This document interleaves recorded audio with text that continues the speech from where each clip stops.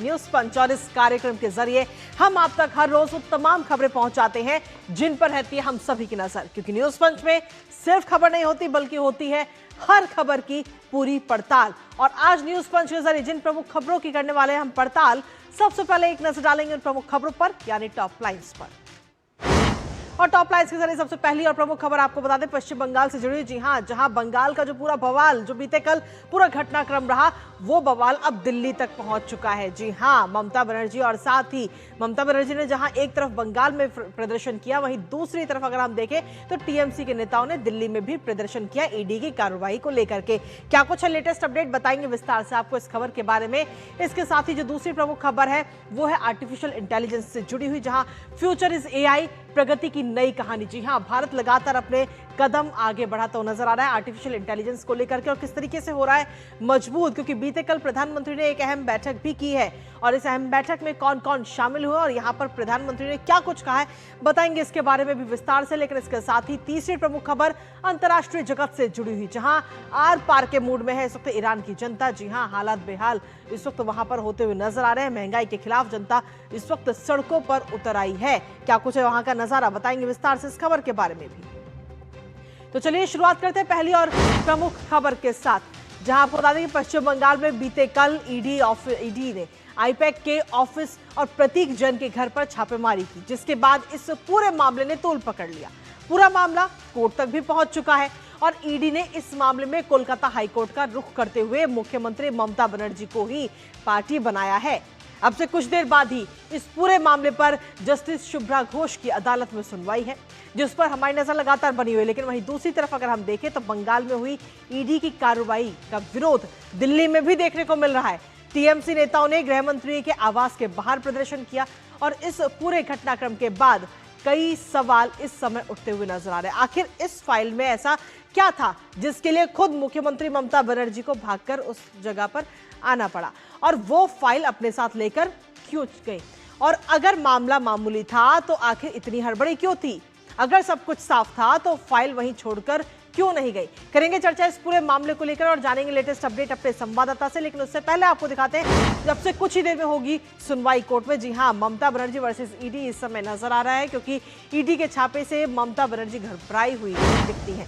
जहां आपको बता दें कि ईडी ने कलकत्ता हाईकोर्ट का रुख किया, कलकत्ता हाईकोर्ट का दरवाजा खटखटाया और जो याचिका दायर की गई है ईडी की तरफ से कोर्ट में, उसमें कई सारे गंभीर आरोप ईडी की तरफ से लगाए गए हैं और सीधे तौर पर ममता बनर्जी को कहा गया है कि सबूतों से छेड़छाड़ उन्होंने की है। सबूतों से छेड़छाड़ करने का ये बड़ा आरोप ईडी की तरफ से लगाया गया। अब से कुछ ही देर में हाईकोर्ट में सुनवाई, लगभग 2:30 बजे का वो वक्त होगा जब इस पूरे मामले को लेकर सुनवाई होगी और ऐसे में देखना होगा कि हाईकोर्ट इस पूरे घटनाक्रम को ध्यान में रखते हुए क्या टिप्पणी करता है, क्या फैसला देता है।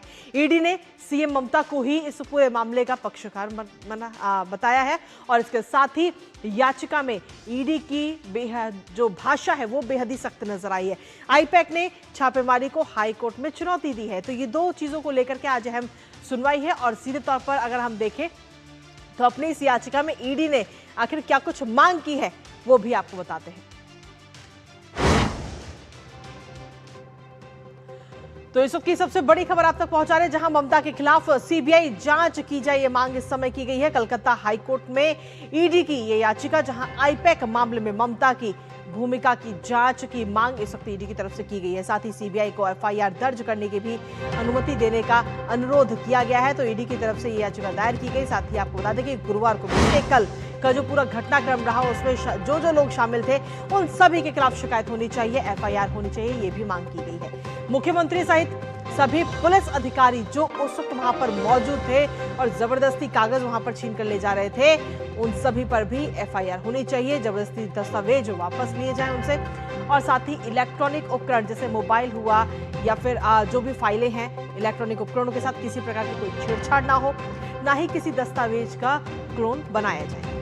ईडी की तरफ से इस पूरे मामले को लेकर कई सारी दलीलें भी दी गई हैं कि काम में हस्तक्षेप असंवैधानिक है और अवैध है।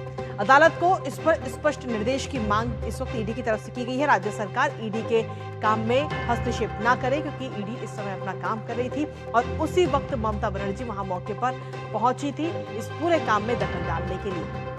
प्रतीक जैन के घर और दफ्तर की सीसीटीवी फुटेज भी मांगी गई है। फुटेज ईडी को सौंपने के लिए अंतरिम आदेश की भी मांग की गई है, क्योंकि अगर हम सीधे तौर पर देखें तो बीते कल का जो पूरा घटनाक्रम था उसमें ईडी जब कार्रवाई करने के लिए प्रतीक जैन के घर पे और उनके ऑफिस यानी कि आईपैक के कार्यालय दफ्तर वहां पर पहुंचती है तो तुरंत उसके कुछ देर बाद ही, कुछ घंटे के बाद ही ममता बनर्जी के घर पहुंच जाती हैं प्रतीक जैन के, और प्रतीक जैन के घर से वो कई सारा सामान लेकर के बाहर निकलती हुई नजर आई है।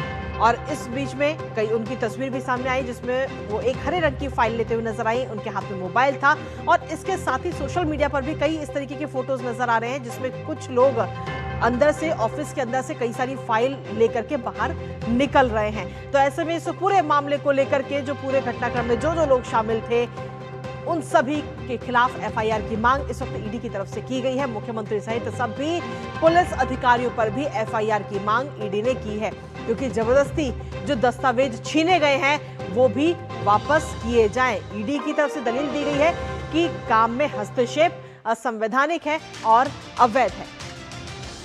अब इस पूरे घटनाक्रम को लेकर और इस पूरे मामले को लेकर भारतीय जनता पार्टी हमलावर होती हुई नजर आ रही है, और बीजेपी की तरफ से जो नेता है उनकी तरफ से क्या कुछ कहा गया, एक बार वो आपको सुनाते हैं। और समाचार पत्रों में यह भी लिखा हुआ है जैन का घर कहां है, गाड़ी छोड़ती हैं और फ्लैट में घुसती हैं, उनके पुलिस कमिश्नर जाते हैं, पुलिस अफसर जाते हैं और वहां ईडी के लोगों को हड़काते हैं और ये बहस करती हैं और कागज छीन करके लेके चली जाती है। उनका आचरण नहीं अमर्यादित, असंवैधानिक, शर्मनाक है, लेकिन लोकतांत्रिक मर्यादाओं का उन्होंने तार तार कर दिया है। एक सीनियर पॉलिटिशियन, एक चीफ मिनिस्टर जो संविधान हाथ में रखते हुए ओथ लिया है, उनका इस तरीके से कार्रवाई सीधा संविधान के ऊपर हमला है। ये एक मुख्यमंत्री जो संवैधानिक शपथ लेकर प्रशासनिक उच्च पद में बैठे हुए हैं, वो जाकर सरकारी कामकाज में हस्तक्षेप कर रहे हैं, ईडी ऑफिसर से फाइल छीन रहे हैं। वो तो कोई पॉलिटिकल पार्टी का ऑफिस नहीं था, तो उस संस्था के साथ उसका संबंध क्या था? जो जांच हो रहा है वो किसका खिलाफ हो रहा है? कोल स्कैम और हवाला लेकर के। तो तृणमूल कांग्रेस का कार्यकर्ता, तृणमूल कांग्रेस का नेता ये कोल माफिया लोगों का साथ, ये हवाला का साथ युक्त है। Trinamool Congress and corruption is synonymous. तो कुल मिलाकर इस पूरे मामले पर इस वक्त भारतीय जनता पार्टी हमलावर होती हुई नजर आ रही है। सीधा रुख करेंगे इस वक्त हमारे संवाददाता का, कोलकाता से जुड़ गए हैं सौरभ दत्ता। सौरभ, क्या कुछ लेटेस्ट अपडेट है आपके पास में, क्योंकि अब से कुछ ही देर में हाईकोर्ट में अहम सुनवाई होने जा रही है इस पूरे मामले को लेकर। कृतिका, देखिए, हाईकोर्ट में जस्टिस सुब्रा घोष के बेंच में जो मामले की सुनवाई होने जा रही है, एक तो ईडी का याचिका है और दूसरी तरफ प्रतीक जैन के फैमिली ने भी एक याचिका दायर किया गया है। उनका रॉन्गफुल कन्फाइनमेंट का उनका याचिका में उल्लेख मेंशन है, लेकिन ईडी की जो याचिका है, जो अभी हमने ब्रेक किया है अपने डीडी न्यूज में, वो याचिका काफी अहम है, क्योंकि वहां पे साफ तरीके से लिखा गया है कि सीएम ममता बनर्जी का रोल, कि ये जो सवाल बार बार उठ रहा है कि क्यों वो वहां वो पहुंची, क्यों वो फाइल दस्तावेज लेके वहां से चली आई, ये सारी बातें के जांच करने के लिए सीबीआई जांच की मांग की है एनफोर्समेंट डायरेक्टरेट ने कोलकाता हाईकोर्ट में। और उन्होंने साफ तरीके से कहा है कि जो ऑफिसर्स, सीपी, डीजी, वहां के जो डीसी थे, उन और जो ऑफिसर्स थे जो ममता बनर्जी के कहने पर जो फाइल्स उठा के लाके वो सीएम के गाड़ी पे रखी, वो सारे लोगों के खिलाफ भी एफआईआर वो चाहती है। एक साथ ही साथ उन्होंने ये भी कहा है कि याचिका में क्या कहा है कि एक भी डॉक्यूमेंट्स उसके साथ छेड़छाड़ ना हो, जो जैसा है उसी हालत में उनको वापस लेना चाहिए, उसका क्लोन तक ना हो, ये भी कोलकाता हाईकोर्ट को सुनिश्चित करना होगा। ये मांग है ईडी का अदालत के सामने। और साथ ही साथ उन्होंने कहा है कि जो एफआईआर लॉन्च हुआ है, 3 एफआईआर लॉन्च हुआ है, तो एक तो कोलकाता पुलिस ने सुओ मोटो लॉन्च किया है, दूसरा जो लॉन्च हुआ है 2 अलग अलग थाने में, वो दोनों के कंप्लेनर खुद ममता बनर्जी है। वो अननोन ईडी ऑफिशियल्स और अननोन जो सीआरपीएफ है उसके खिलाफ दायर किया है। तो ईडी ने अदालत से कहा है कि कोई ऑफिसर्स जो इस जांच में शामिल है उनके साथ कोई कानूनी व्यवस्था ना लिया जाए, ये तय करना पड़ेगा। और सबसे बड़ी बात कि राज्य ईडी के इस राज्य में स्टेट गवर्नमेंट ईडी के काम में हस्तक्षेप नहीं करेगी, ये अदालत सुनिश्चित करे। और जैसे ये हुआ उसको असंवैधानिक, अनकॉन्स्टिट्यूशनल और इलीगल ये करार दिया जाए। अदालत से, कलकत्ता हाई कोर्ट से ये मांग है ईडी की कि अदालत कहे कि ये अनकॉन्स्टिट्यूशनल है, ये इलीगल है। क्योंकि पहली बार ये नहीं हुआ कृतिका, जब 2023 की दिसंबर में ईडी जब शेख शाहजहां के घर गए थे रेशन घोटाले में, तब भी ईडी के लोग उनके ऊपर हमला हुआ था।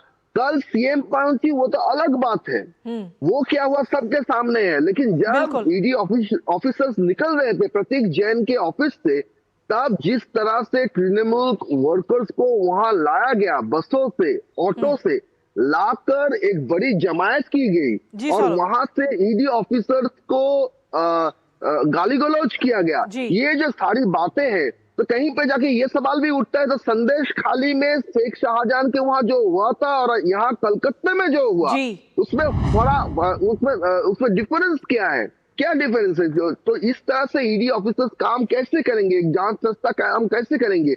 इसीलिए आज ये याचिका के द्वारा ईडी ये भी सुनिश्चित करना चाहती है कि आगे चल के ईडी के काम में ऐसे अड़चने ना पैदा हो। कहीं ना कहीं जाके ये मैसेज जाना बहुत जरूरी है। जी कृतिका, बहुत बहुत शुक्रिया सौरभ, तमाम जानकारी हमारे साथ साझा करने के लिए। इसके साथ ही जब हाईकोर्ट में सुनवाई होगी तो उस पर भी आप अपनी नजर लगातार बनाए रखिएगा। फिलहाल शुक्रिया आपका।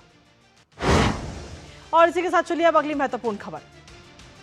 आर्टिफिशियल इंटेलिजेंस यानी कि एआई के क्षेत्र में सभी देश इस समय अपनी मजबूत मौजूदगी दर्ज करा रहे हैं और भारत भी लगातार अपने कदम आर्टिफिशियल इंटेलिजेंस के क्षेत्र में आगे बढ़ा रहा है। भारत एआई के क्षेत्र में टॉप 3 की सूची में आ चुका है और अगले महीने इंडिया एआई इंपैक्ट समिट 2026 का भी आयोजन भारत के अंदर नई दिल्ली में होने जा रहा है, जिसको लेकर तमाम तैयारियां भी की जा रही है। तो वहीं प्रधानमंत्री नरेंद्र मोदी